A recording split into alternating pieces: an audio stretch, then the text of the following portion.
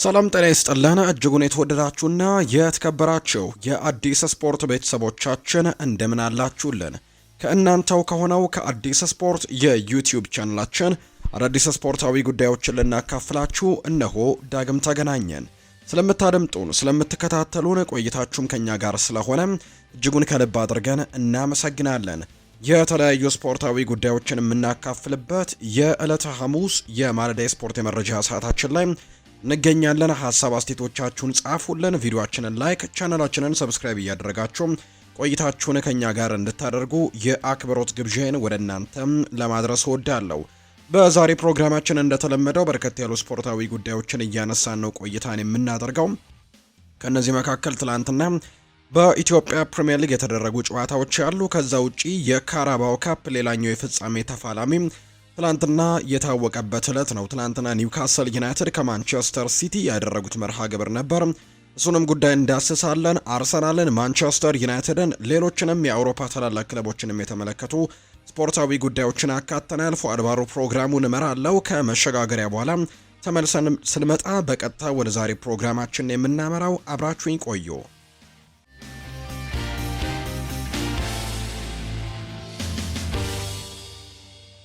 የሀገር ውስጥ መረጃን በማስቀደም ነው የዛሬ ፕሮግራማችንን የምንጀምረው። የኢትዮጵያ ፕሪሚየር ሊግ በርከት ያሉ መርሃ ግብሮች ነበሩ በትላንትናው ዕለት። በኢትዮጵያ ፕሪሚየር ሊግ መርሃ ግብር ሸገር ከተማ ከምድረገነት ሽረ ጋር ያደረጉት መርሃ ግብር 0-0 በሆናቸው ውጤት ነው የተጠናቀቀው። ሽረ ምድረገነት ያለፉትን 3 ጨዋታዎች በአቻ ውጤት ነው ያጠናቀቀው። ሸገር ከተማ ካለፉት 11 ጨዋታዎች አንዱን ነው ማሸነፍ የቻለው። በዚህም በደረጃ ሰንጠረዡ 23 ነጥቦችን መሰብሰብ የቻለው ሽረ ምድረገነት 10ኛ ደረጃ ላይ ሲቀመጥ፣ በአንጻሩ ሸገር ከተማ በ21 ነጥቦች 12ኛ ደረጃ ላይ የተቀመጠ ቡድን ነው። በሌላ የኢትዮጵያ ፕሪሚየር ሊግ መርሃ ግብር ሲዳማ ቡና ከኢትዮ ኤሌክትሪክ ጋር ያደረጉት ጨዋታ 0-0 በሆናቸው ውጤት ነው ያለቀው። የሊጉ መሪ ሲዳማ ቡና ያለፉትን 3 ጨዋታዎች ማሸነፍ አልቻለም። ኢትዮ ኤሌክትሪክ ያለፉትን 4 ጨዋታዎች ደግሞ ማሸነፍ ያልቻለ ሌላኛው ቡድን ነው።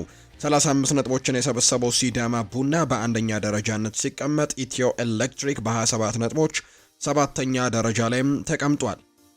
ሌላኛው ትላንትና የተደረገው መቻልና ሀዲያ ሆሳዕና ያደረጉት መርሃ ግብር ነው።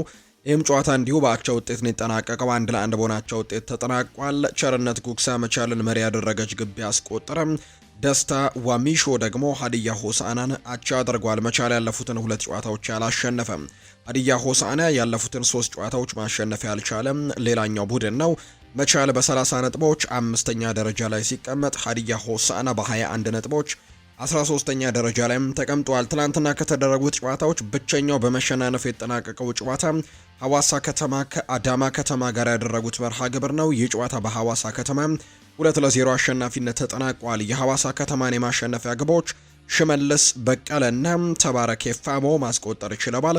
ሐዋሳ ከተማ ያለፉትን 6 ጨዋታዎች ሳይሸነፍ መጓዝ የቻለ ቡድን አድርጎታል። ሐዋሳ ከተማ በ35 ነጥቦች 2ኛ ደረጃ ላይ ሲቀመጥ፣ አዳማ ከተማ በ28 ነጥቦች 6ኛ ደረጃ ላይ የተቀመጠ ቡድን ያደርገዋል። በኢትዮጵያ ፕሪሚየር ሊግ ወደ ውጭ ሀገር ስፖርታዊ መረጃዎቻችን በቀጥታ ነምራ ወደ ቤተሰቦቻችን።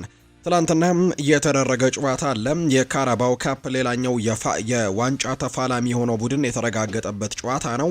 ከትላንትና በስቲያ እንደምናስታውሰው አርሰናል በማሸነፍ ቼልሲን ወደ ፍጻሜው ወደ ዌምብሌ የሚያመራበትን ትኬት መቁረጡን እናስታውሳለን። ትላንትና ደግሞ ከአርሰናል ጋር ተፋላሚ የሚሆነው አንድ ቡድን ተለይቶ የታወቀበት መርሃ ግብር ተደርጓል። እርግጥ ነው በመጀመሪያው ዙር ጨዋታ ማንቸስተር ሲቲ እና ኒውካስል ዩናይትድ ከሜዳ ውጭ ማንቸስተር ሲቲ በሴንት ጄምስስ ፓርክ ያደረገውን ጨዋታ 2-0 አሸንፎ እንደነበረ እናስታውሳለን እና ወደ ፍጻሜው ለማለፍ የተሻለ ግምት የተሰጠው ማንቸስተር ሲቲ እንደሆነ የምናውቀው ጉዳይ ነው። በመጀመሪያው ዙር ጨዋታ ማሸነፉን ተከትሎ ትላንትና እንዲሁ ከጨዋታው በፊት በርናርዶ ሲልቫን በጉዳት ማጣታቸውን ይፋ ያደረጉት ማንቸስተር ሲቲዎች በተለይ ከትላንትናው ጨዋታ ውጪ መሆኑን አረጋግጠው ነበር። ከጨዋታው በፊት በተደረገ እንግዲህ ምርመራ ነው ተጫዋቹ ከጨዋታ ውጪ መሆኑ የተረጋገጠው በጉዳት ምክንያት ማለት ነው። ከዛ ውጪ ደግሞ ኤርሊንግ ብራውት ሃላንድም በትላንትናው ጨዋታ ተጠባባቂ ወንበር ላይ ሆኖ ነው ጨዋታውን የጀመረው።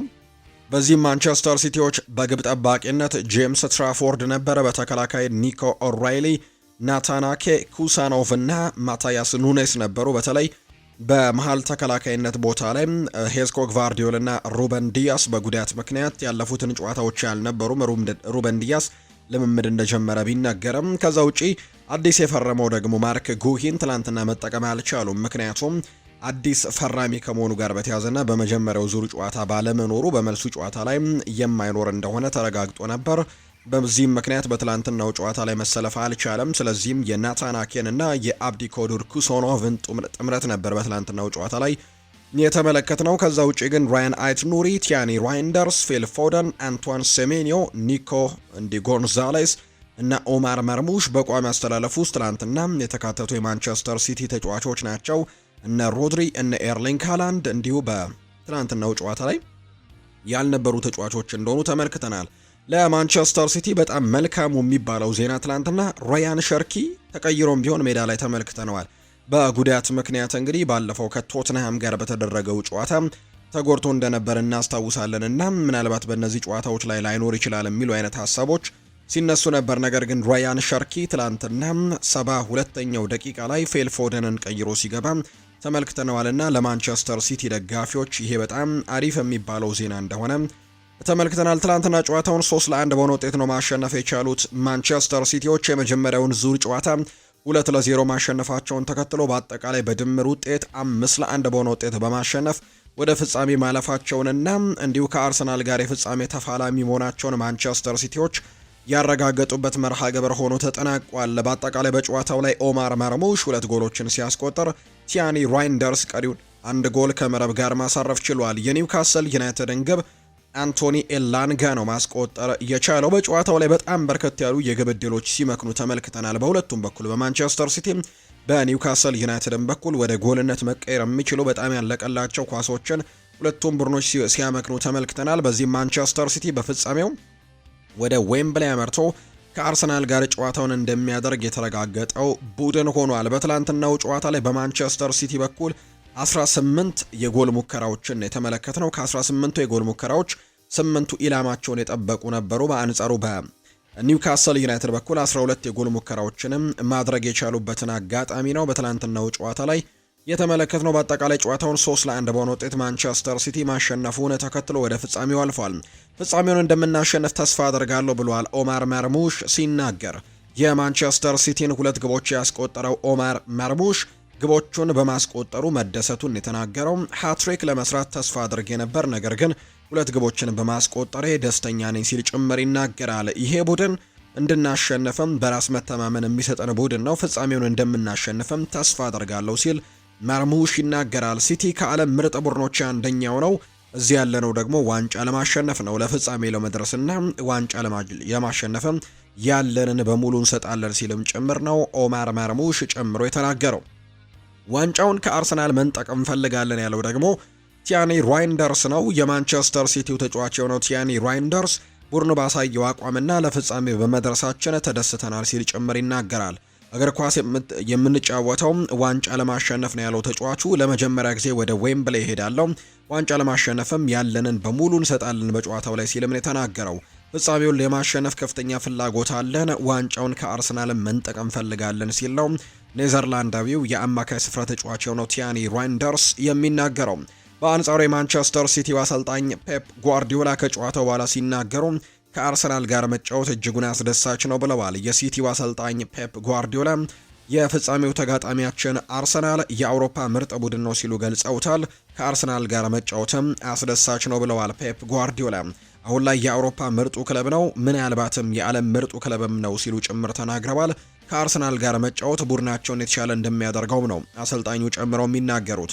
ለፍጻሜ ወደ ለንደን እንጓዛለን፣ አርሰናል እዛው ነው የሚጠብቀን፣ ሁልጊዜም ለፍጻሜ መጓዝ አለብን። ተጋጣሚ ለፍጻሜ ወደ ጨዋታም ወደ ማንቸስተር ከተማ መጥቶ አያውቅም። እኛንን ሁሌ ወደ ዌምብሌ ወደ ለንደን የምናመራውና ይሄ ነገር ግን ትንሽ መታሰብ ይኖርበታል ሲል ተናግሯል።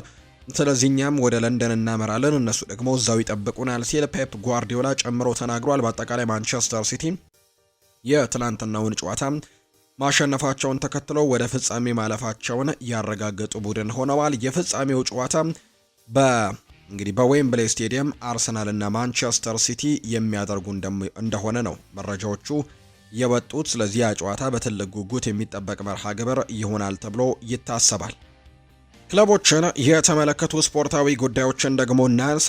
አርሰናልን የተመለከተ መረጃን በማስቀደምን ጀምር። ማርቲን ዙቤሜንዲ ሪያል ማድሪድ እንደሱ አይነት ተጫዋች ያስፈልገው እንደሆነ ተጠይቆ ምላሹን ሰጥቷል። አይመስለኝም፣ ሪያል ማድሪድ ከበቂ በላይ ተጫዋቾች ያላቸው፣ ጥሩ ነገር ለመስራት እንደኔ አይነት ሰውም የሚያስፈልጋቸው አይመስለኝም ሲል ነው ማርቲን ዙቤሜንዲ የተናገረው። በርከት ያሉ ቃለ ምልልሶችን ነው ትላንትና ያደረገው። ሌሎች ጥያቄዎችም እንዲሁ በስፋት ቀርበውለት ነበር። ለምሳሌ ያክል ስለ ቡድን አጋሩ፣ ስለ አርሰናሉ ተጫዋች ብቻ ሳይሆን በስፔን ብሔራዊ ቡድን የቡድን አጋሩ ነው። ከዚህ በፊት በነበሩበት ክለብ ሪያል ሶሴዳድም ጭምር የቡድን አጋር ነበሩና ስለ ሚኬል ሜሪኖ ጥያቄ ቀርቦለት ነበር። እንዴት ነው የሚል ጥያቄ ቀርቦለት ነበር ለዙቢሜንዲ። እሱ ህመም ላይ ነው የሚገኘው፣ ራሱን እየተንከባከበና ሁልጊዜም የክለቡን ጥቅም የሚያስብ በጣም የበሰለ ሰው ነው።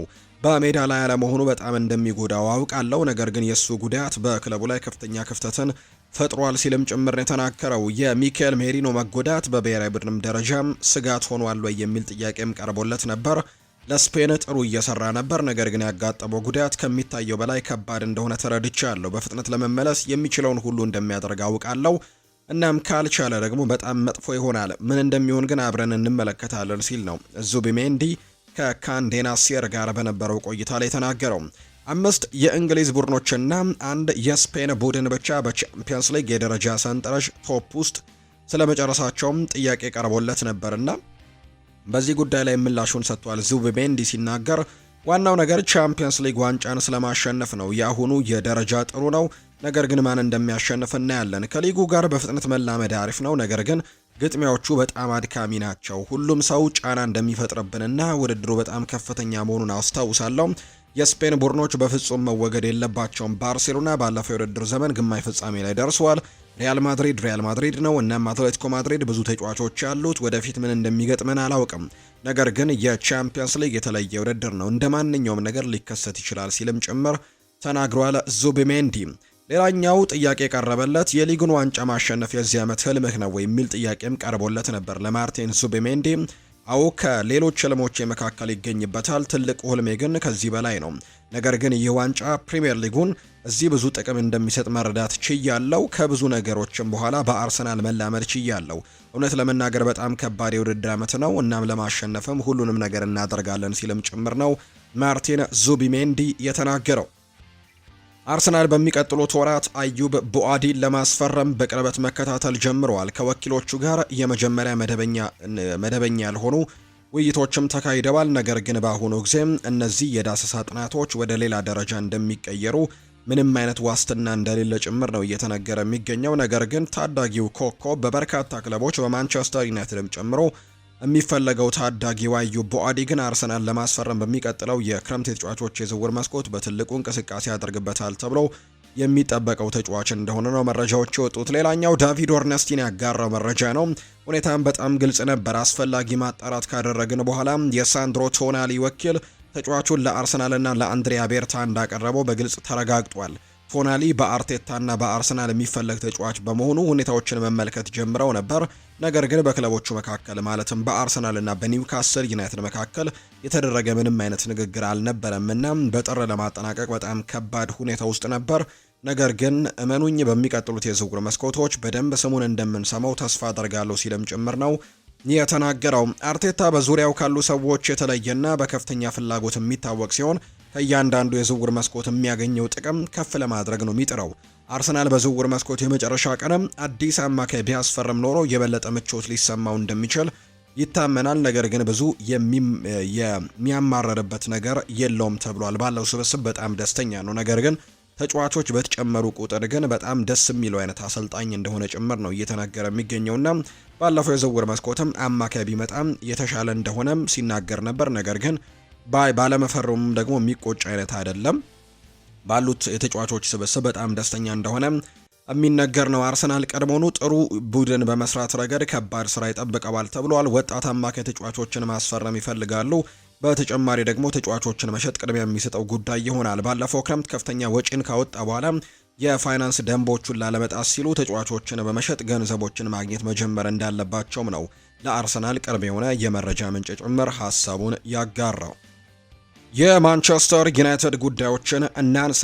ኮቢ ማይኖ ተጨማሪ ጥቅማ ጥቅሞችን ማግኘት ጀምረዋል። በአሰልጣኝ ማይክል ካሪክ ስር እጅግ ድንቅ ብቃቱን እያስመለከተ የሚገኘው እንግሊዛዊው አማካይ ኮቢ ማይኖ ከሰሞኑ በጨዋታ ላይ እያሳየ በሚገኘው አስገራሚ ብቃት የተነሳ ከብዙዎች ዘንድ አድናቆትን እያተረፈ ነው። በዚህ መሰረትም ማንቸስተር ዩናይትድ ተጫዋቹን በኮንትራቱ ላይ ከዚህ ቀደም እንደተቀመጠው በጨዋታዎች ላይ የሚያስመለክተውን ብቃት አስመልክቶ ተጨማሪ የቦነስ ክፍያዎችን እንዲያገኝ የሚያስችለውን አንቀጽ እያሟላለት እንደሚገኝ ነው የተነገረው። ሆኖም አሁንም የተጫዋቹ ወኪልና ወገኖች ግን ኮቢ ማይኖ በዩናይትድ ቤት ተገቢ የሆነ ጥቅማ ጥቅምን እያገኘ ነው የሚል እምነት እንደሌላቸው ነው የሚነገረው። በዚህ መሰረትም የማንቸስተር ዩናይትድ ሰዎች በአዲስ ኮንትራት ዙሪያ ከተጫዋቹ ጋር ድርድሮች እንዲጀመሩም ይፈልጋሉ እየተባለ ይገኛል። በተለይ ፋብሪዚዮ ሮማኖ ትላንትና ይፋ እንዳደረገው መረጃ ከሆነ አሰልጣኝ ሩበን አሞሪም በቡድኑ ቆይቶ ቢሆን ኖሮ ኮቢ ማይኖ የመሰለፍ እድል አይደለም፣ በቡድኑ የመቆየት እድሉ እጅግ በጣም ጠባብ እንደሆነ ሲናገር ነበር። ከናፖሊ ጋር በጣም የላቀ ድርድሮችን አድርገው ተስማምተው የነበሩባቸውም በጣም በርካታ ጉዳዮች እንደነበሩ አስታውሳለሁ። የላቀ ድርድርም አድርገው የላቀ ስምምነትም ለማድረግም በጣም ከጫፍ ደርሰው ነበር። ምናልባት የጥር ተጫዋቾች የዝውውር መስኮት ኮቢ ማይኖ እስካሁን ክለቡን ለቆ የወጣበት ጊዜ ነበር ሲልም ጭምር ነው ፋብሪዚዮ ሮማኖ የተናገረው። ነገሮችን በሙሉ የቀየረው የአሰልጣኝ ሩበን አሞሪም ስንብትና የማይክል ካሪክ ወደዚህ ቡድን መምጣት ነው ለኮቢ ማይኖ ሲል ይናገራል ፋብሪዚዮ ሮማኖ። እና አሁን ላይ ተጫዋቹ ግን በቋሚነት ቡድኑ ላይ በጣም ጥሩ ነገሮችን ማድረግ እንደሚችል በደንብ ያሳየም ተጫዋች ይመስላል። በተለይ ከአሰልጣኝ ሩበን አሞሪም ጋር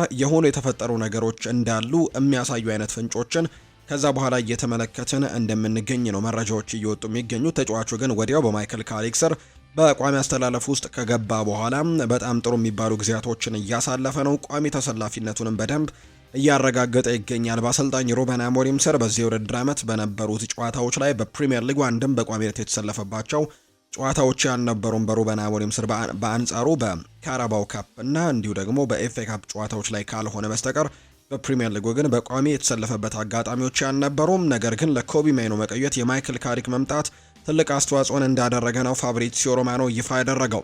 ማንቸስተር ዩናይትድ አዲስ የግራ መስመር ተከላካይ እየፈለገ ነው። ዩናይትድ አዲስ የግራ ተከላካይ ለማስፈረም የሚያደርገውን ጥረት አጠናክሮ ቀጥሏል።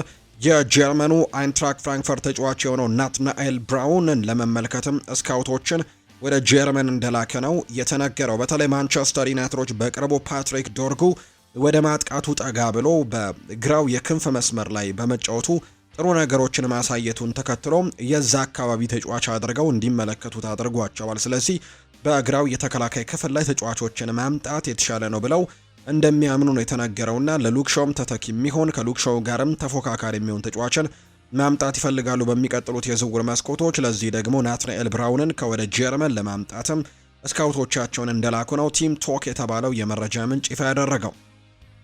ሪዮ ፈርዲናንድ ይናገራል። ባለፉት 3 ጨዋታዎች የታየው ትልቁ አስደሳች ነገር ሜዳ ላይ በሁሉም ቦታዎች ጥምረቶችን መታየት መጀመራቸው ነው። የአማድ፣ የዳሎ፣ የማጓየር፣ የማርቲኔዝ እንዲሁም የካሴሜሮና የኮቢ ጥምረት እያየን ነበር። ሁሉም ዋንጫ ለማሸነፍ ከፈለክ በሜዳ ላይ በየቦታው እንዲህ አይነት ጥምረቶች ያስፈልጓል ብሏል። ሁሉም ሰው ዘወትር ስለ መሃል ተከላካዮች ጥምረት እንደሚያወራ አውቃለሁ። ያስፈላጊ ነው፣ ነገር ግን ጥምረቱ በሁሉም የሜዳ ክፍል ላይ መኖር አለበት ብሏል። ለምሳሌ ዲየጎ ዳሎና አማድ ከተጣመሩ ያ ክንፍ መስመር በጣም ጥሩ የሚባል ስራዎችን መስራት ይችላል። በመሃል ተከላካይነት ማርቲኔዝ እና ማጓየር ጥሩ ጥምረቶችን ፈጥረዋል። እንዲሁ በመሃል ስፍራ ላይ ካሴሜሮና ኮቢ ማይኖ ጥሩ ጥምረቶችን ሲፈጥሩ ተመልክቻለሁ ብሏል። ሁሉም ሰው ዘወትር ስለ መሃል ተከላካዮች ጥምረት ብቻ ማውራት የለበትም ሲልም ጭምር ነው የተናገረውና በሁሉም ቦታ ላይ ጥምረት መኖር ይኖርበታል ብሏል። የቤካምና የኔቨል የጊግስና የኤቭራን ጥምረትም መጥቀስ ይቻላል። የትኛውም ቡድን ስኬታማ ለመሆን እንደዚህ አይነት ጥምረቶች ይፈልጋል። ነገሮች እንደተለመደው መልካም ባልሆኑበትና ትንሽ ግራ በተጋባበት አስቸጋሪ የጨዋታ ወቅትም የአጣማሪ አጋርህ ሊመራህ ይችላል ብሏል። ጓደኛዬ ከጎን ያለ እሱ ያግዘኛል፣ ያወራኛል፣ ለ10 ደቂቃዎች ያክል በንግግር ያበረታታኛል በማለትም ያንን አስቸጋሪ ጊዜ ተቋቁመህም ማለፍ ይቻላል ሲልም ጭምር ነው የቀድሞ ማንቸስተር ዩናይትድ የተከላካይ ስፍራ ተጫዋች የነበረው ሪዮ ፈርዲናንድ የሚናገረው። እስካሁን በማንቸስተር ዩናይትድ ቤት በማጓየር መካከል የውል ማራዘሚያም በተመለከተም የላቀ ንግግር እየተደረገ እንደማይገኝ ፋብሪዚዮ ሮማኖ ይፋ አድርጓል። ቅርብ ጊዜም ማንቸስተር ዩናይትድ እና ወኪሎቹ መካከልም ንግግሮች ቢደረጉም ተጨባጭ ነገሮች ግን አለመኖራቸው ነው የተሰማው።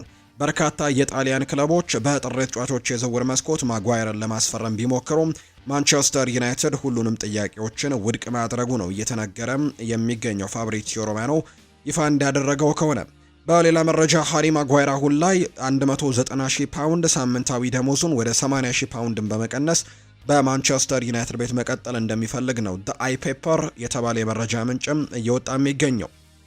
አንድ የፖርቱጋል ታማኝ ምንጭ እንደገለጸው ከሆነ ሩበን አሞሪም ከማንቸስተር ዩናይትድ ጋር የነበረው ግንኙነት እንዴት በዚያ ፍጥነት እንደተበላሸ ለመግለጽ ጊዜ እየጠበቀ ይገኛል የሚል አይነት ሀሳብን እያጋራ ነው።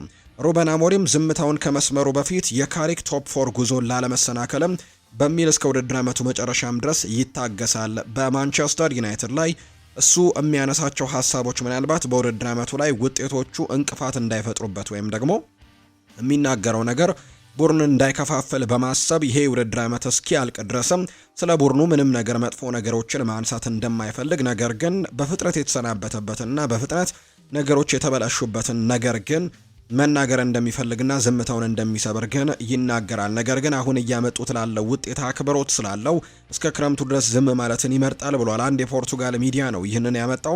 እንደሚታወቀው የትኛውም አሰልጣኝ ከክለቡ ሊለቅ ለደጋፊዎች መልካም ምኞትን በመግለጽ ነው። ረዳት አሰልጣኙ ካርሎስ ፈርናንዴዝ ይህን ነገር አድርጓል። ነገር ግን አሰልጣኝ ሩበን አሞሪም እስካሁን ድረስ ምንም አይነት መልእክትን ምንም አይነት ሀሳብን አላጋራም። ሆኖም ግን ሁኔታውን የሚያውቁ የፖርቱጋል ምንጮች እንደሚናገሩት ሩበን አሞሪም ስለ ሁኔታው አውርቶ በካሪክና ቡድኑ ላይ ተጽዕኖን የማሳደር ምንም አይነት ፍላጎት የለውም አሁን ላይና ውድድር ዓመቱ ከተጠናቀቀ በኋላ ግን የሚናገረው ነገር እንደሚኖር ነው ክሪስ ዊለር የፖርቱጋል ሚዲያዎች እነዚህን መረጃዎች አውጥተዋል ሲልም ጭምር የተናገረው። ዲየጎ ዳሎም ሀሳቡን ሰጥቷል። ከሁሉም በላይ የምኮራበት ነገር አሁን ያለሁበት ደረጃ ላይ ለመድረስ የተጓዝኩበት መንገድ ነው። በተለይም በማንቸስተር ዩናይትድ ቋሚ ተሰላፊ መሆን መቻሌ ለኔ ከምንም በላይ ደግሞ ትልቅ ነገር ነው ብሏል። በዚህ ክለብ ውስጥ ሁሉንም አይነት ውሳኔዎችን ወይም ሁኔታዎችን አሳልፌያለሁ። ረጅም የጉዳት ጊዜያቶችን አሳልፌያለሁ። በአሰልጣኞች ምርጫ ውስጥ አለመካተትን አሳልፌያለሁ። አልፎ አልፎ ብቻ መጫወትን ተመልክቻለሁ። በአንዳንድ ደጋፊዎች መተቸትን፣ አሁን ደግሞ በየጨዋታው በቋሚነት መሰለፍን የመሳሰሉ አስከፊና ጥሩ የሚባሉ ሁኔታዎችን አልፌ እዚህ ደርሻለሁ። ይህ ጉዞ ደግሞ አሁን ላይ ጠንካራና ከፍ ያለ በራስ መተማመን መንፈስም እንዲኖረኝ አድርጎኛል። ስለ ጨዋታዎች ካነሳን የኤፍኤ ካፕ ዋንጫን ስናሸንፍ የተሰማን ደስታና ስሜትም በቃላት ለመግለጽ ይከብዳል። ለኔ በጣም ታላቅ ቅጽበት ያ ነበር ሲልም ጭምር ነው የተናገረው። የፊታችን ቅዳሜም ከሚደረጉ ጨዋታዎች መካከል አንደኛው የሰሜን ለንደኑ ክለብ ቶትንሃም ሆትስፐርስን በእንግዲህ የሚያደርጉት ጨዋታ ነው ከማንቸስተር ዩናይትድ ጋር። ይህንን ጨዋታ በዋና ዳኝነት የሚመሩት አርቢትርም ይፋ ተደርገዋል። በዚህ መሰረትም የ40 ዓመቱ ማይክል ኦሊቨር ጨዋታውን በዋና ዳኝነት እንዲመሩትም መመረጣቸውን ነው ፕሪሚየር ሊጉ ይፋ ያደረገው። ዲየጎ ዳሎ ስለ ማይክል ካሪክ ይናገራል። በእኔ በኩል ከካሪክ ጋር የተወሰኑ ጥቂት ዓመታትን ብንራራቅም ከእርሱ ጋር ምን እንደምንጠብቅ ቀድሞውኑ ስለምገምት ይህ ሁኔታ በጣም ጠቅሞኛል። ለሌሎችም ቢሆን ክለቡን በደንብ የሚያውቅና በእንደዚህ አይነት ለውጥም ውስጥ ደግሞ ጥሩ ስሜት እንዲሰማ የሚረዳ ሰው በአሰልጣኝነት ማግኘት በጣም ጠቃሚ ነገር ነው። በካሪክ ስር የውድድር ዘመኑ አቅጣጫን ሊቀይሩ የሚችሉ ሁለት በጣም ወሳኝ ጨዋታዎች ነበሩን። በእነዚያ ጨዋታዎች ግን በጣም ጥሩ ተንቀሳቅሰናል። የምንፈልገውን ውጤትም ማስመዝግበናል። አሁን ትልቁ ፈተናችን ይበልጥ ወደፊት መጓዝና ከዚህ የተሻለ ብቃትም ማሳየት ነው ሲልም ጭምር ነው የተናገረው። ሪቺ ፋይ ይናገራል። ኤሊዮት አንደርሰን የማንቸስተር ዩናይትድ የክረምት ዋና የዝውውር እቅድ ነው። ኖቲንግሃም ፎረስት በፕሪሚየር ሊጉ ከቆየና ተጫዋቹን በ2026 የዓለም ዋንጫ ጥሩ ብቃት ካሳየ ዩናይትድ የኤሊዮት አንደርሰን የዝውውሩን የራሱ ለማድረግም የክለቡን የዝውውር ሪከርድ ጭምር ሊሰብር ይችላልና ይሄ ለኖቲንግሃም ፎረስት በጣም ይዞላቸው የሚመጣ ትልቅ ነገር አለ። በተለይ በክለቡ ቤት የሚያሳየው አቋም እንዲሁ ደግሞ በዓለም ዋንጫ ላይ ደግሞ የሚያሳየው ፐርፎርማንስ ለኖቲንግሃም ፎረስት የተጋነነ ገንዘብን ሊያመጣላቸው ይችላል ብዬ ገምታለሁ ሲልም ነው የተናገረው ሪቺ ፋይ። ፒተር ሽማይክል በአንጻሩ ሚኪ ቫንደቬን ምርጥ ግኝት ነው፣ በጣም ምርጥ ተጫዋች ነው ብዬ አስባለሁ። ጨዋታን የመረዳት አቅሙ እጅግ በጣም ከፍተኛ ነው። የማጥቃት እግር ኳስ ለመጫወት ለሚፈልግ ቡድን የእሱ ፍጥነት በጣም ወሳኝ ነው። አንዳንዴ ማንቸስተር ዩናይትድን ጨምሮ እንደ ሊቨርፑል ያሉ ክለቦች እንደሱ አይነት ተጫዋች መፈለግ አለባቸው ብዬ አስባለሁ። እንደ ሚኪ ቫንደቬን ያለ ተጫዋች እስካሁን ያላገኙት ለምን ይሆን ብዬ የምጠይቃለሁ ብለዋል። ፒተር ሽማይክል ነው ይህንን ሀሳብ የሰጠው። በተለይ ደግሞ ተጫዋቹ ከሊቨርፑል ጋር ስሙ በትልቁ የሚነሳ አይነት ተጫዋች እንደሆነ ይታወቃል። በሚቀጥለው የክረምት የተጫዋቾች የዝውውር መስኮት ምናልባት ሊቨርፑል በመሃል ተከላካይነት ለማስፈረም ከሚመለከታቸው ተጫዋቾች አንደኛው ይሆናል ተብሎ ይገመታል። ሚኪ ቫን ደ ቬን በተለይ ቨርጂል ቫን ዳይክ እድሜው እየገፋ ነው የሚገኘው። ኢብራሂማ ኮናቴ ደግሞ ከክለቡ ጋር የመለየት እድሉ ሰፊ ነው፣ ምክንያቱም ነፃ ኮንትራት ነው የሚሆነውና ኮንትራት ለማራዘምም ትልቅ ንግግሮች እየተደረጉ አይደለምና ሊቨርፑልም ለማስፈረም ሚኪ ቫን ደ ቬንን ጥረት ያደርጋል ተብሎ ይታሰባልና ስለዚህ ማንቸስተር ዩናይትድም ቢመለከተው እመኛለሁ ብሏል። ፒተር ሽማይክል ሀሳቡን ሲሰጥ በጣም ጥሩ የሚባል ተጫዋች ነው፣ የማጥቃት እግር ኳስን መጫወት ለሚፈልግ የፕሪሚየር ሊግ ቡድን በጣም ተመራጭ ተጫዋች ይመስለኛል ሲልም ጭምር ነው ፒተር ሽማይክል ሀሳቡን እየሰጠም የሚገኘው። የቸልሲን መረጃዎች ወደ እናንተ እናደርስ ወደ ቤተሰቦቻችን። ከቸልሲ ጋር በተያያዘ ኤንዞ ፈርናንዴዝ እና ሪያል ማድሪድ ስማቸው እየተነሳ ይገኛል። ምናልባት ሪያል ማድሪድ በሚቀጥለው የክረምት የተጫዋቾች የዝውውር መስኮት ከሚመለከታቸው ተጫዋቾች መካከል አንደኛው ይሆናል ተብሎ የሚታሰበው ተጫዋች ነው ኤንዞ ፈርናንዴዝ። ሪያል ማድሪድ አርጀንቲናዊውን የቸልሲ የመሃል ሜዳ ተጫዋች ኤንዞ ፈርናንዴዝን እንደሚያደንቁት ነው የተነገረው። በተጨማሪም ሎስ ብላንኮቹ የፓሪስ ሰን ዠርሜኑን አማካይ ቪታኒያንም ትልቅ አድናቂ እንደሆኑ ጭምር ይፋ ተደርጓል። ነገር ግን ተጫዋቹን ማስፈረም በፋይናንስ ረገድ አስቸጋሪ እንደሚሆን ሪያል ማድሪዶች ስለሚያውቁ በትልቁ ትኩረታቸውን ኤንዞ ፈርናንዴዝ ላይ ያደርጋሉ ተብሎ ይጠበቃል። ኤንዞ ፈርናንዴዝ በበኩሉ ሪያል ማድሪድን የመቀላቀል ሀሳብ ሊወደው እንደሚችል ጭምር ነው እየተነገረ የሚገኘው።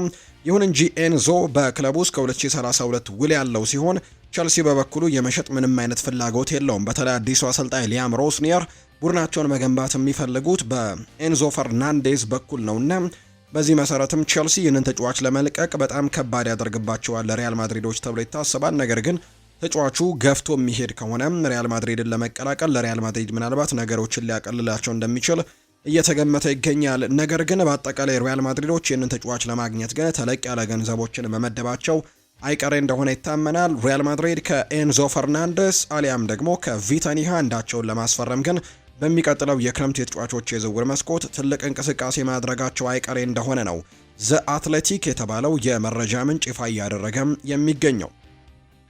ፕሪሚየር ሊጉ ቼልሲና ዌስትሃም ዩናይትድን ሊቀጣ እንዳሰበ እየተነገረ ነው። ባለፈው ቅዳሜ በተደረገው መርሃ ግብር ላይ ጸብ መነሳቱ የሚታወስ ጉዳይ ነው። ሊጉ ሁለቱ ክለቦች ተጫዋቾቻቸውን መቆጣጠር ባለመቻላቸውና አግባብነት የጎደለው ድርጊት በመፈጸማቸው ክስ መስርቶባቸዋል። ሊጉ እስከ መጪው አርብ ድረስ ማለትም እስከ ነገ ድረስም ክለቦቹን ምላሽ እንዲሰጡ እንዳሳሰበ ጭምር ነው እየተነገረ የሚገኘው። የምታስታውሱት ነው አዳማ ትራውሬና ማርክ ኮሪያ ከተጋጩ በኋላ ግጭቶች የተፈጠሩበት የነ ዣኦ ፔድሮ ጭምር እንዲሁ ተጫዋችን በቀይ ካርድ የወጣበት በዌስትሃም ዩናይትድ በኩል የተመለከትነው አጋጣሚ ነውና በእነዚህ በተፈጠሩት ምስቅልቅሎች ምክንያት ተጫዋቾቻቸውን መቆጣጠር አልቻሉም በሚል ቸልሲና ዌስትሃም ዩናይትድ ቅጣት ሊጣልባቸው እንደሆነ የሚያሳዩ መረጃዎች ናቸው እየወጡ የሚገኙትና በዚህ ምክንያትም እነዚህ ሁለት ክለቦች ምላሽ እንዲሰጡ በቶሎ ጥያቄ እንደቀረበላቸው ነው ዘገባዎቹ እየጠቆሙ የሚገኙት። ሊቨርፑልን የተመለከቱ መረጃዎችን እናንሳ። የሁጎ ኤኪቲኬ ወኪል አሊ ባራት ይናገራል። በተለይ ባለፈው የክረምት የተጫዋቾች የዝውውር መስኮት በትልልቅ ክለቦች በተለይ በእንግሊዝ በሚገኙ ትልልቅ ክለቦች ሲፈለጉ ከነበሩ ተጫዋቾች መካከል አንደኛው ሁጎ ኤኪቲኬ እንደነበር እናስታውሳለን። ማንቸስተር ዩናይትድ የዚህ ተጫዋች ፈላጊ ነበር። ነገር ግን በዚህ ዝውውር ላይ በጣም ገፍቶ የነበረው ደግሞ ኒውካስል ዩናይትድ እንደነበር እናስታውሳለን። በተለይ አሌክዛንደር ኢሳክ ሊለቅ ከጫፍ እንደደረሰ በመሰማቱና ተጫዋቹ በክለቡ መቆየት እንዳልፈለገ በተነገረበት ሰዓት አሌክዛንደር ኢሳክ ተጫዋቾችን ለማምጣት ጥረቶችን እያደረጉ ነበር ኒውካስል ዩናይትዶችና ከተመለከቷቸው የአጥቂ አማራጮች መካከል አንደኛው ይሄኛው ሁጎ ኤኪቲኬ እንደነበር እናስታውሳለን። ነገር ግን በመጨረሻም ሊቨርፑልን የተቀላቀለውና አሊ ባራት ይናገራል። ወደ ኒውካስል ለማምጣት ፍራንክፈርትን ወክዬ እየሰራሁ ነበር። ጀርመን ለ10 ቀናትም ቆየሁኝ። ከጀርመኑ ክለብና ከተጫዋቹ ጋር ሁሉንም ነገር ተስማምተን ነበር። ከዚያም ሊቨርፑል ለኤኪቲኬ ደወሉለት። እሱም ወደ አንፊልድ መሄድን መረጠ እንጂ ኒውካስል ዩናይትድ ጋር በጣም ከጫፍ ደርሰን ነበር፣ ተስማምተንም ነበር። ተጫዋቹም ጭምር ተስማምቶ ነበር። በመሃል ግን የሊቨርፑል የስልክ ጥሪ ግን ሁሉንም ነገር ለውጦታል ሲል የሁጎ ኤኪቲኬ ወኪል የሆነው አሊ ባራት ይናገራልና ወደ ኒውካስል ዩናይትድ ያላመራበት ትልቁ ምክንያት ሊቨርፑል በዝውውሩ ላይ ጣልቃ መግባቱ ነው ሲልም ጭምር ነው የተናገረው። ቶተንሃም በመጨረሻው ደቂቃዎች ላይ በተለይ በጥር ተጫዋቾች የዝውውር መስኮት የመጨረሻዎቹ ሰዓታት ላይ ሊቨርፑልን በአንድሪው ሮበርትሰን ሽያጭን በተመለከተ አቋሙን ቀይሮ እንደሆነ ለማየትም ቢያናግራቸውም ነገር ግን የክለቡ ምላሽ ሮበርትሰን በአሁኑ ሰዓት አይሸጥም የሚል እንደሆነ ተነግሯቸዋል። በተለይ ባለፈው የጥር ተጫዋቾች የዝውውር መስኮት የሰሜን ለንደኑ ክለብ ቶተንሃም ሆትስፐርስ ይህንን ተጫዋች ለማስፈረም አንድሬው ሮበርትሰንን ለማስፈረም ትልቅ እንቅስቃሴዎችን ሲያደርግ እንደነበር እናስታውሳለን። ተጫዋቹ በዚህ የውድድር ዓመት በተለይ የሚሎስ ኪርኬስ ከቦርንመዝ ሊቨርፑልን መቀላቀል የጨዋታ ደቂቃዎቹን ገድቦበት እንደሆነ የምናውቀው ጉዳይ ነውና ይህ ተጫዋች ለመልቀቅም ሀሳቡ እንደነበረው ይነገራል። ሮበርትሰን ለመልቀቅ ፍላጎቶች የነበሩት ቢሆንም ነገር ግን ሊቨርፑሎች ግን ለመልቀቅ ፍላጎቶችን አለማሳየታቸውና በመጨረሻም ድርድሩ እንዲቋረጥ ማድረጋቸው ለቶትናም መግለጻቸው ይታወሳል። ቶትናም ግን ምናልባት ሊቨርፑል ሀሳቡን ቀይሮ ከሆነ በሚል በመጨረሻዎቹ ሰዓታት ላይ ጥያቄዎችን አቅርበውለት እንደነበር ነው የተነገረው ለሊቨርፑል። ነገር ግን ሊቨርፑል ምንም አይነት የውሳኔ መቀየር እንዳልነበረውና ሮበርትሰንን የመሸጥ ምንም አይነት ሀሳብ እንደሌላቸው ነው ለቶትናም ሆትስፐርስ ያሳወቁት ተብሏል። ሌላኛው ከሊቨርፑል ጋር የሚነሳው ጉዳይ የአሌክሲ ማካሊስተር ጉዳይ ነው። ካርሎ አንቸሎቲ በሪያል ማድሪድ በነበሩበት ቆይታቸው ወቅት አሌክሲ ማካሊስተርን እንዲያስፈርሙለት ጠይቆ እንደነበር ነው የተነገረው። በተለይ ማሪዮ ኮርቴግና ነው ይህንን መረጃ ያወጣው። ከማድሪድ ጋር ምንም አይነት ስምምነት ላይ ሙሉ ለሙሉ ባይደረስም ከተጫዋቹ ዙሪያ ግን ያሉ ሰዎች አውንታዊ አስተያየትን ሰጥተዋቸው ነበር ተብሏል። ማካሊስተር በማድሪድ ውስጥ በጣም ተወዳጅ ተጫዋች ነው።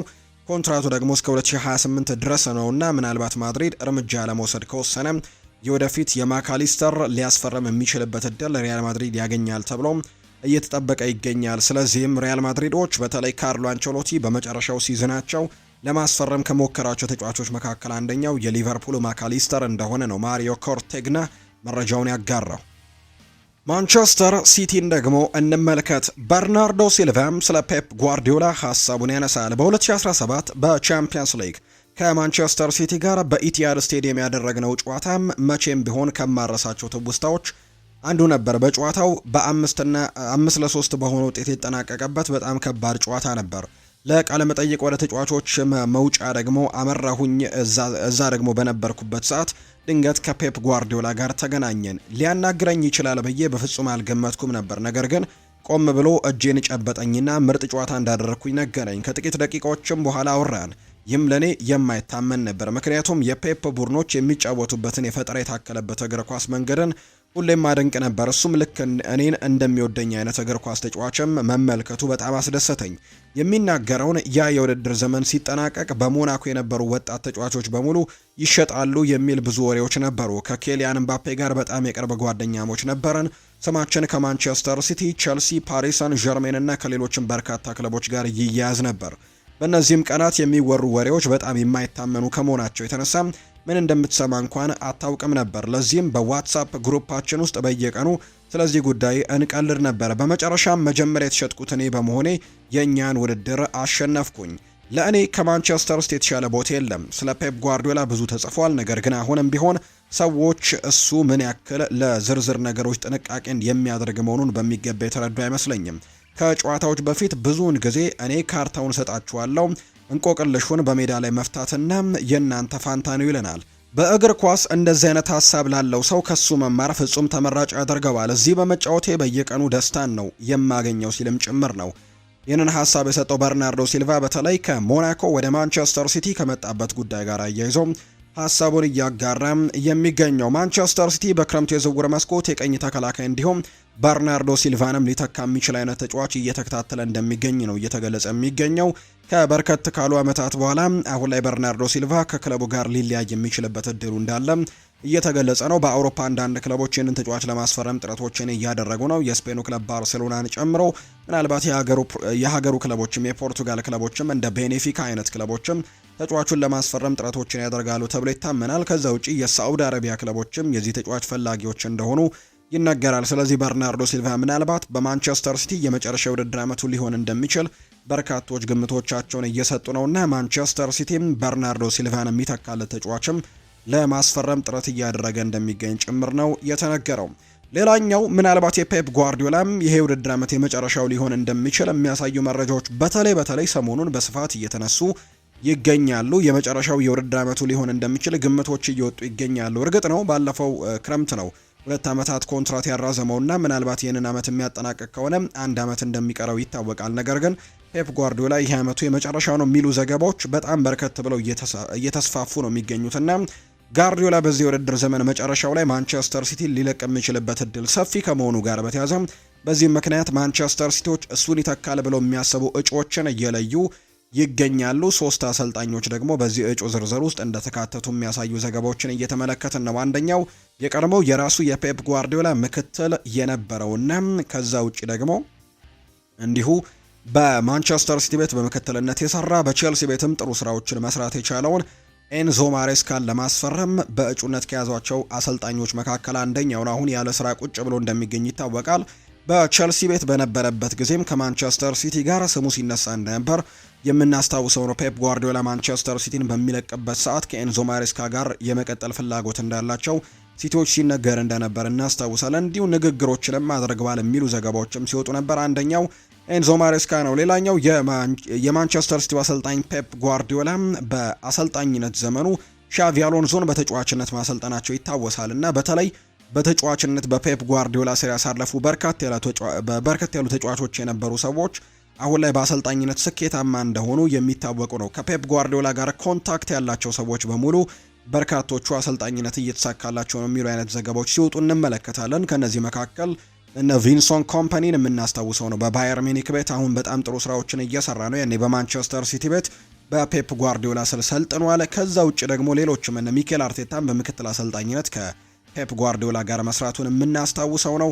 እንዲሁ እነ ሻቪ ሄርናንዴዝም ጭምር ከዛ ውጭም እነ ሻቪ አሎንዞም ጭምር የምናነሳቸው እንደሆኑ ይታወቃልና ኤንዞ ማሬስካንም ጨምሮ በርከት ያሉ ሰዎች እንዲሁ ስማቸው ይነሳል። ሻቪ አሎንዞም በማንቸስተር ሲቲ የአሰልጣኝነት እጩ ዝርዝር ውስጥ ከሚገኙ ስሞች መካከል አንደኛው ነው።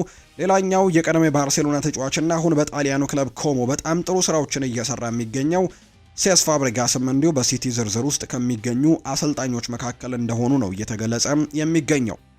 ፔፕ ጓርዲዮላ ይናገራል። ከዚህ በኋላ ብዙ ጎል የሚያስቆጠር እንዲሁም በመከላከሉም ጎበዝ የሆነ በተጨማሪም ደግሞ በሁለተኛው አጋማሽ ላይ ያለውን ደካማ አቋም አስተካክለን ጠንካራ ሆነን እንቀርባለን በሁሉም ውድድሮች ላይ ሲል ነው ፔፕ ጓርዲዮላ የተናገረው። በሳምንቱ መጨረሻ ከሊቨርፑል ጋር በጣም ወሳኝ የሚባል ጨዋታን ያደርጋሉ ማንቸስተር ሲቲዎችና ከዚህ ጋር ማያይዞ ፔፕ ሀሳቡን ሰጥቷል። እኛ ቀጣይ በፕሪሚየር ሊጉ ሻምፒየን ከሆነው ሊቨርፑል ጋር ነው የምንጫወተው። አርሰናል ሻምፒየን አይደሉም፣ ሊቨርፑል ነው ሻምፒየን፣ አርሰናል ገና ሻምፒየን አልሆነም ሲሉም ጭምር ነው ፔፕ ጓርዲዮላ የተናገሩትና የአምናው ሻምፒየን ሊቨርፑል ነው፣ ስለዚህም ከሻምፒዮኑ ጋር ነው የምንጫወተው ሲል ፔፕ ጓርዲዮላ ሀሳቡን ሰጥቷል። ይህን ሀሳብ ከዚህ በፊት ዶሚኒክ ሶቦስ ላይ አርሰናልና ሊቨርፑል ሊጫወቱ ሲሉ መስጠቱ የሚታወስ ነው። ፔፕ ጓርዲዮላ ይህን አስተያየት መድገማቸው ነው የተነገረው።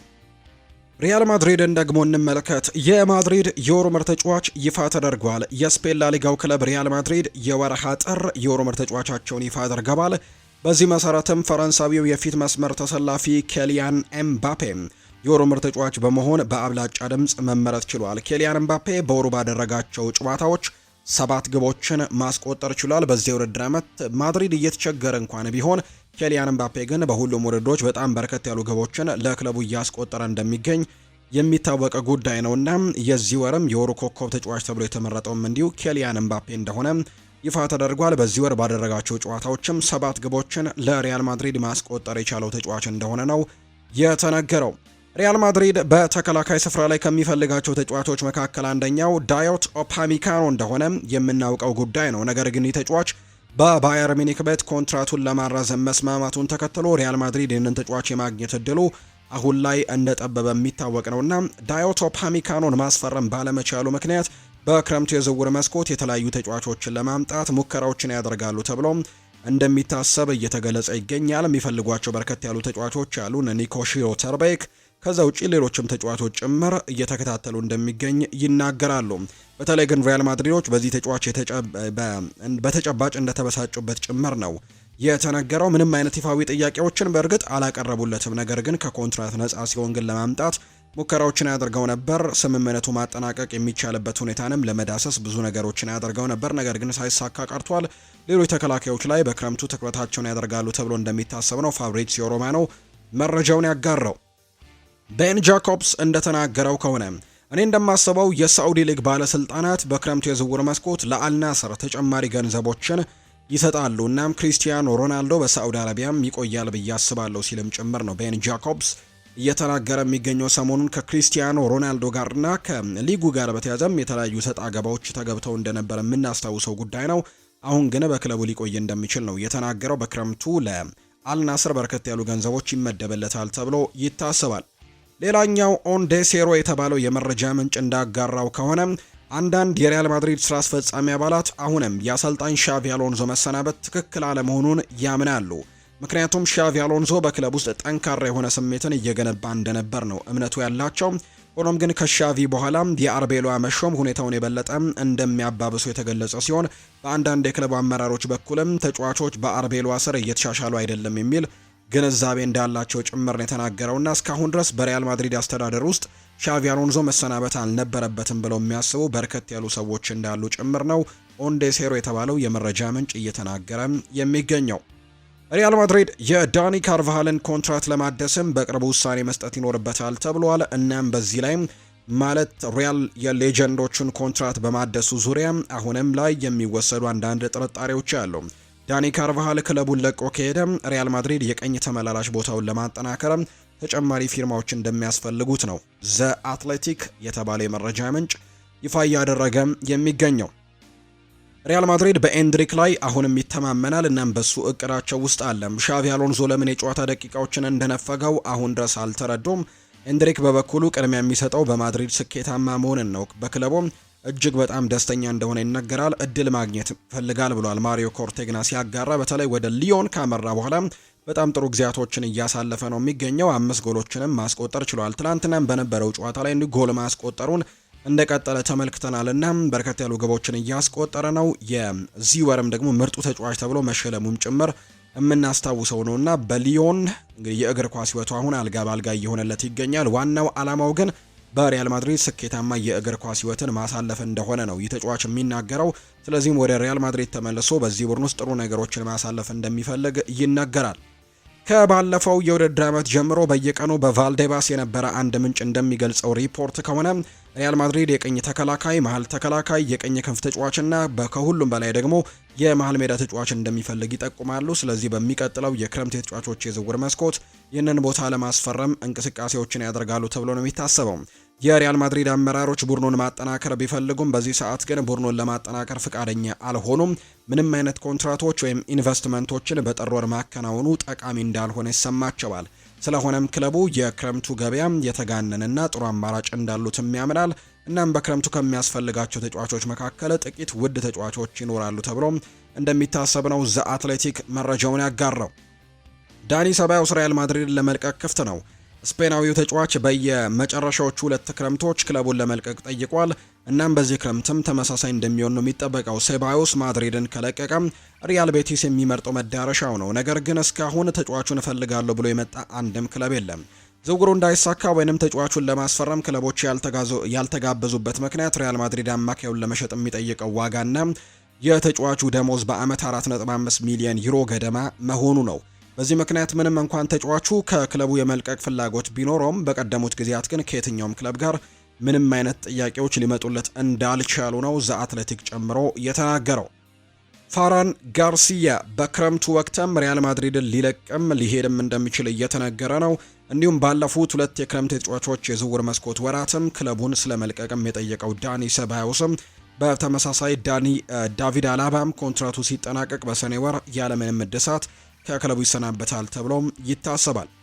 ፌድሪኮ ቫልቬርዴ የራሱ ምርጥ ስሪት በመሃል ሜዳ ላይ እንዳለም ይገነዘባል። ነገር ግን ቡድኑ ካለበት የፉልባክ ችግር የተነሳ እየከፈለ ያለውን መስዋዕትነትም እንደ አንድ ካፕቴን የግዴታ ነው ብሎ ያስባል። ማርካ ባወጣው መረጃ አርቫሎ አርቤሏ እሁድ ከጨዋታው በኋላ ለጋዜጣዊ መግለጫ 1 ሰዓት የዘገየበት መንገድም በአጋጣሚ አልነበረም። በመልበሻ ክፍል ውስጥ ያሉ አንዳንድ ሰዎች ባደረጋቸው አንዳንድ ውሳኔዎች እንዳረኩ ጭምር ነው ካንዴና ሴር የተባለው የመረጃ ምንጭ ይፋ ያደረገው። ክሪስቲያኖ ሮናልዶ ወደ ልምምድ ተመልሷል። ፖርቱጋላዊው የአልናሰር ተጫዋች ክሪስቲያኖ ሮናልዶ ትላንትና ወደ ልምምድ መመለሱ ነው የተነገረው። በነገራችን ላይ ውድ ቤተሰቦቻችን ዛሬ ፌብሩዋሪ 5 ወይም ደግሞ ጥር 28 ክሪስቲያኖ ሮናልዶ የተወለደበት ዕለት ነውና ዛሬ 41ኛ ዓመቱን እያከበረ ይገኛል። ክሪስቲያኖ ሮናልዶ ትላንትና ወደ ልምምድ መመለሱን የተነገረው ሮናልዶ አልናስርን በዝውውር መስኮቱ ባለመሳተፉ ባለው ቅሬታ ምክንያት ግን ባለፉት የሊግ ጨዋታዎች ላይ አለመሳተፉ ይታወሳል። ሮናልዶ በትላንትናው የአልናስር ልምምድ ይሳተፍ እንጂ የሳዑዲ አረቢያ መገናኛ ብዙሃኖች ግን አሁንም ግን ጥያቄውን እንዳልተወ ጭምር ነው የሚናገሩት። ይሁን እንጂ ክሪስቲያኖ ሮናልዶ በዛሬው የአልናስርና የአልኢቲያድ ጨዋታ ላይ መሳተፍ አለመሳተፉ እስካሁን የተረጋገጠ ነገር እንደሌለው ነው የተነገረው። ዛሬ ግን ጨዋታቸውን ያደርጋሉ። ከአልኢቲያድ ጋር መርሃ ግብራቸውን ያደርጋሉ። ማርክ አንድሬ ቴር ሽቴገን ቀዶ ጥገና ሊያደርግ ነው። ጀርመናዊው ግብ ጠባቂ ማርክ አንድሬ ቴር ሽቴገን የሃምስትሪንግ ጉዳት እንዳጋጠመው መገለጹ የሚታወስ ነው። ይህንን ተከትሎ ማርክ አንድሬ ቴር ሽቴገን በጉዳቱ ምክንያት የቀዶ ጥገና ሕክምና እንደሚያደርግም ዢሮና ይፋ አድርጓል። ግብ ጠባቂው ዢሮና ከሪያል ኦቪዬዶ ጋር ባደረገው ጨዋታ በጉዳቱ ምክንያት ከሜዳም እንዳጋጠመው ተነግሯል። አንድሬ ቴር ሽቴገን በቀጣይ ከ3 እስከ 4 ወራትም ከሜዳ ሊርቅ እንደሚችል ነው የተረጋገጠው። ማርክ አንድሬ ቴር ሽቴገን በቀጣይ በ2026 የዓለም ዋንጫ ውድድር ላይ መሳተፉ አጠራጣሪ መሆኑ ነው እየተነገረ የሚገኘው። ሐሜስ ሮድሪጌስ አዲስ ክለብን ሊቀላቀል ነው። ኮሎምቢያዊው የመሃል ሜዳ ተጫዋች የሆነው ሐሜስ ሮድሪጌስ ወደ አሜሪካ ሜጀር ሊግ ሶከር ለማምራትም መቃረቡ ተነግሯል። የአሜሪካው ክለብ ሚኒሶታ ዩናይትድ ሐሜስ ሮድሪጌስን ለማስፈረም በንግግር ላይ መሆኑን የተገለጸው። ሐሜስ ሮድሪጌስ ከሜክሲኮ ክለብ ሊኦን ጋር ከተለያየ ወዲህ ያለ ክለብ እንደሚገኝ ይታወቃል። ሐሜስ ሮድሪጌስ ሚኒሶታ ዩናይትድን የሚቀላቀል ከሆነ በእግር ኳስ ሕይወቱ 13ኛ ክለብ ይሆንለታል ተብሎ እንደሚታሰብ ነው መረጃዎቹ የወጡት። የተወደዳችሁና የተከበራችሁ ቤተሰቦቻችን ለዛሬ ያዝንላችሁ አዳዲስ ስፖርታዊ ጉዳዮቻችን እነዚህን ይመስላሉ። ስላደመጣችሁን፣ ስለተከታተላችሁን፣ ቆይታችሁን ከኛ ጋርም ስላደረጋችሁ እጅጉን ከልብ አድርገን ነው የምናመሰግነው። ፉአድ ባህሩ የዛሬውን ፕሮግራም እየመራው ከእናንተ ጋር ቆይታን አድርጌያለሁ። በቀጣይ ፕሮግራሞቻችን ሌሎች ስፖርታዊ ጉዳዮችን፣ ሌሎች አዳዲስ መረጃዎችን አካተን በስፋት የምንገናኝ ይሆናል። ለዛሬ ግን ያዝንላችሁ ፕሮግራም ይህንን ይመስል ነበር። ስላደመጣችሁኝ፣ ስለተከታተላችሁኝ ከልብ አድርጌ ያመሰግናለሁ። በምሽቱ ፕሮግራማችን ሌሎች ስፖርታዊ ጉዳዮችን ይዘን በድጋሚ የምንገናኝ ይሆናል። ለዛሬ እዚህ ጋር እናብቃም። ፉአድ ባሮ ፕሮግራሙን እየመራው ቆየሁኝ። መልካም ጊዜ መልካም ቀን እንዲሆንላችሁም ነው በአክብሮት የምመኘው።